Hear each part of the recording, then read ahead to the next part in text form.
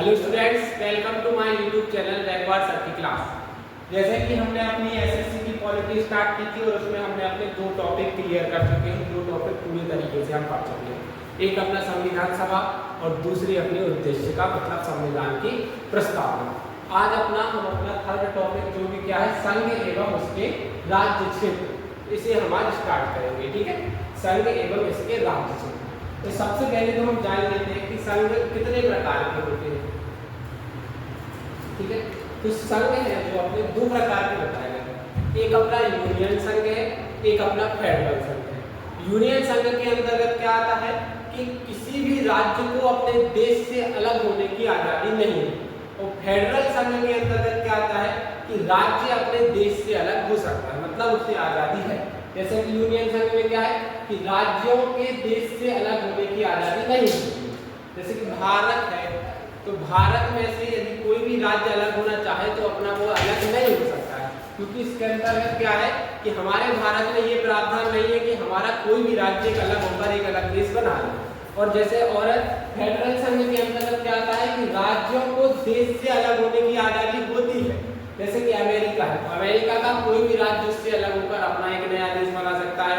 Canada है, Canada का कोई भी राज्य उससे अलग होकर अपना देश बना सकता है। ठीक है, तो ये हो गए अपने संघ दो प्रकार के, एक यूनियन भी हो गया, दूसरा अपना फेडरल हो गया। ठीक है, अब इसके बाद हम क्या पढ़ेंगे, संघ के अंतर्गत अपना एक भाग एक है जिसमें हम अनुच्छेद 1 से 4 तक के बारे में जानेंगे। ठीक है, इसके बारे में अनुच्छेद 1 से 4 तक के बारे में, इसके अंतर्गत हम संघ और उसके राज्य क्षेत्रों के बारे में जानेंगे। तो अनुच्छेद 1 में क्या है, अनुच्छेद 1 में हमें बताया गया है कि भारत है जो वो एक राज्यों का संघ है। जैसा कि मैंने पिछले वीडियो में आपके लिए बताया था कि भारत में कुल मिलाकर 28 राज्य है और अपने 7-8 केंद्र शासित प्रदेश है। ये अपना अनुच्छेद 1 के अंतर्गत आता है, जिसमें क्या है कि भारत राज्यों का एक संघ है। क्या है, भारत राज्यों का संघ है। राज्य इसमें कुल मिलाकर 28 और केंद्र शासित प्रदेश कितने हैं अपने, 8 है। और इसमें कुछ अर्जित क्षेत्र भी है वैसे, तो वो नहीं बताए गए। ठीक है, अब देखो ये अनुच्छेद 1 था। अब अनुच्छेद 2 के अंतर्गत क्या आता है, अनुच्छेद 2 में हमें नए राज्यों की स्थापना, मतलब अनुच्छेद 2 के अंतर्गत हम नए राज्यों की स्थापना कर सकते हैं, वो भी बाहरी क्षेत्र से। जैसे अगर हम कोई भी क्षेत्र पर आक्रमण करें और उसे अगर अपने में मिलाना चाहें तो हमें अनुच्छेद 2 के अंतर्गत हम उसे अपने देश में राज्य के रूप में मिला सकते हैं। यही है, देखो अनुच्छेद 2 में क्या है, नए राज्यों की स्थापना वो भी बाहरी क्षेत्र से। एग्जाम्पल के लिए पहले सिक्किम अपने भारत देश के अंतर्गत नहीं जुड़ा। ठीक है, सिक्किम नहीं जुड़ा था, लेकिन जब हमने सिक्किम को जोड़ा तो जैसे 35वां संविधान संशोधन 1974, 35वां संविधान संशोधन 1974 हुआ था, जिसमें एक अनुच्छेद 2 में जोड़ा गया। इसके तहत क्या हुआ कि जो सिक्किम है उसे हमने अपना सह राज्य बनाया। क्या हुआ, जिसमें सिक्किम को सह राज्य बनाया गया, मतलब पूरी तरीके से वो अपना राज्य नहीं बना, मात्र सह राज्य बनाया। इसके बाद क्या हुआ था, अपना 36वां संविधान संशोधन हुआ था। 36वां संविधान संशोधन 1975 हुआ, जिसके अंतर्गत अनुच्छेद 2A जो अपना 33वें संविधान संशोधन द्वारा जोड़ा गया था उसे हमने हटा दिया। जब उसके लिए हटाया तब जाके हमने सिक्किम को राज्य का दर्जा मिला। इसका अर्थ यही है, जैसे मान लो यदि हम पाकिस्तान पर हमला करके उसे हराए, तो उसे यदि हमें अपने अंदर करना है तो अनुच्छेद 2A के तहत हम उसे राज्य घोषित करेंगे। ठीक है, उसके लिए हमें और संविधान संशोधन भी करना पड़ेगा। तो ये अनुच्छेद 2A के अंतर्गत क्या आता है, नए राज्यों की स्थापना वो भी बाहरी क्षेत्रों से। ठीक है, अब देखो ये हो गया अपना। अब अनुच्छेद 3 देखो, तो अनुच्छेद 3 में हमें 3 चीजें बताई गई हैं। पहली नंबर बात तो क्या यही है कि नए राज्यों की स्थापना, सॉरी ये 2 ही आ गया, ये 2 बार हो गई। अनुच्छेद नंबर 3 ये, हाँ, तो अनुच्छेद 3 में पहले नंबर क्या बताया गया है हमें, नए राज्यों की स्थापना। देखो वहां पर था बाहरी क्षेत्रों से, और यहाँ पर क्या है, भारतीय संघ के द्वारा, मतलब अंदर जो अपनी व्यवस्था है मतलब वही सब लोग सोचकर यदि किसी और राज्य बनाना चाहें तो वो बना सकते हैं। तो अनुच्छेद 3 के अंतर्गत वो आता है क्या, नए राज्यों की स्थापना वो भी भारतीय संघ के द्वारा।